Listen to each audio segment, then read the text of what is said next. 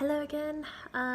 Just wanted to do a really quick video for paper 3 for tomorrow. I am sure by now you are all feeling as tired as I am in this process of exams, but last one tomorrow, just last bit to get out. And this is the fun paper. This is the one where you can get out all of your psychological stuff, so have a bit of fun with it. I'm literally just going to do a quick whiz through in this video of making sure that we know how to actually tackle this paper in terms of what we're physically doing. So let's get on with it. Okay, so same as before, we just need to make sure that we understand all the front of the booklet. Paper 3 is your issues and options in psychology. So section A will be issues and debates. That's the same for everybody. Then section B, C and D, you will choose the one topic from each that you have covered. So in section B, there will be options of relationships, gender and cognition and development. Section C, you have the option of one from schizophrenia, eating behaviour and stress. And finally, section D, you choose one from aggression, forensics and addiction. Please, please, please make sure that you get this in your head, because as you can see, you will get in your booklet all of the questions for all of those 9 topics. You can only answer one topic from each section. Do not fall into that trap of answering all of the first 3, because you can only get credited for one of them. So please make sure you are familiar with that. Depending on the school from the students that I teach are in different colours there, so just note which topics you should be looking out for. Same again, you can use a calculator. Now looking at paper 1 and paper 2, it seems there might be a bit of room for some more research methods in paper 3. I would anticipate, but I certainly wouldn't put any money on it, perhaps seeing something to do with the tests, considering paper 2 didn't have anything there. So it might be worth running over your inferential statistics test again. Again, make sure that you are able to recall that table straight away. I've got my handy little diagram here. Remember, carrot should come, mashed with swede, under roast potatoes, noi, to help us remember our table. So carrot should come, mashed with swede, under roast potatoes, nominal, ordinal, interval. These are our tests of difference, these are our tests of correlation, unrelated and related designs. So please, please, please make sure you don't forget that that could still come up in paper 3. Same as before, you can have 2 hours and you can absolutely, I would break that up into about 30 minutes for each section. So 30 minutes on issues and debates, 30 minutes for whatever you're doing, relationships, schizophrenia, addiction, all would be fine there. Remember, okay, this is the do's of what to actually do. So, same as before with all of the other papers, you need to read through all of the questions and you need to highlight the ones that are relevant to you. So, section A is relevant to all of you. Then you want to go through and go, oh look, there's relationships, that's the one I'm doing. Oh, or maybe it's gender.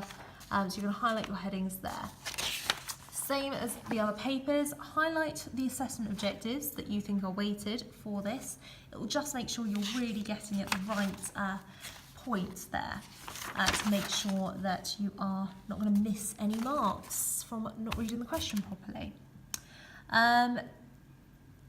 Now, as you can see in this booklet, this has got all questions in. There is no space for you to write your answers. I'm sure you're all familiar with this, but please, again, remember, this is for your questions, and you will have an answer booklet to make sure to write your answers into. Now, please note on the front of the booklet it says the paper reference is, so you don't need to remember this code, 7182/3. That's just a reference that this is for psychology and this is paper 3, so A-level psychology, paper 3. You may well need to write that on the front of your answer booklet just to make sure it all marries up to the right marker. So please do make sure you're following and reading these instructions on the front. Now, with reference to your answer booklets, there's nothing to say you have to do your questions within a section in order, so you could leave that 16 marker to the end. Now, normally the 16 marker is at the end anyway, so there shouldn't be too many dramas there. Equally, there's nothing to say you have to do all the sections in order. If you wanted to do schizophrenia first and then leave issues and debates to the end, that is fine. Just make sure that you make very, very clear the question number and the section that you are responding to in your answer booklet. The only thing I wouldn't recommend you doing, simply for your own confusion, is please don't do one question from schizophrenia and then another question straight after from addiction or something. Try and do them within the topics, which is a little bit different to what I've recommended for the previous papers. Once you get to the end, and I should imagine you'll have a little bit of time, have a little skim through some of your answers. Make sure you have been critical enough, and that leads me into really what this paper is about. This paper is all about how critical are you? Issues and options in psychology. This is now saying what is good and bad about psychology. Is psychology a good enough explanation for human behaviour? Do we do it well enough? So absolutely have some fun with this. This is what you've studied psychology for, to have not quite an opinion, but certainly to present the information that you think is the most relevant. So seriously, have a little bit of fun with it, but look out for some of those research methods bits. I saw in this one here, it didn't matter which section you were going into, they were going to ask you a question about writing a reference. It was the same in all of them. So just remember that your research methods absolutely could come up here. Issues and debates needs to be tied into those 16 markers, as does approaches, anything really, because this is the have a go at it all paper. So hopefully you can have some serious fun with it. I just want to say the last few things about those 16 markers. Certainly for my students, we've heavily done this Peel or Pele structure, depending on whether there's AO2 in there. Absolutely stick to it there. Don't get too excited by the question. Make sure you stop, you break up that question, you really know what it's getting at, what is the real question, before you start responding.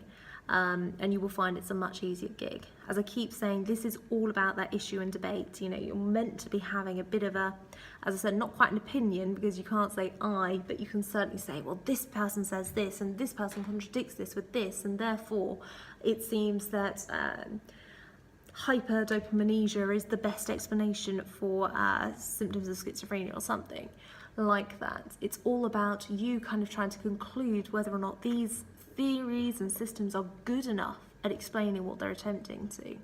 So please take that critical approach to it. Now, that said, my final little motivational speech for you. This is most relevant to my stocky lot because the topics that it includes. So listen, wait for the puns, and enjoy. So, this is the end of the line. It is a little socially sensitive. We have battled androcentrism to be better than all the rest. We have fought our abolition in pursuit of excellence in this game of token economy.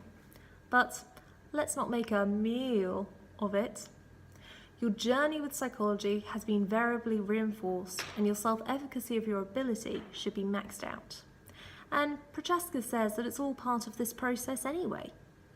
You have been the victim of social penetration theory as you have unravelled a love of psychology, and this has been reciprocated. One thing is for certain, that you have worked hard, and this will be an equitable end. So smile and enjoy as you fly above the rest with Dion's angels. Good luck.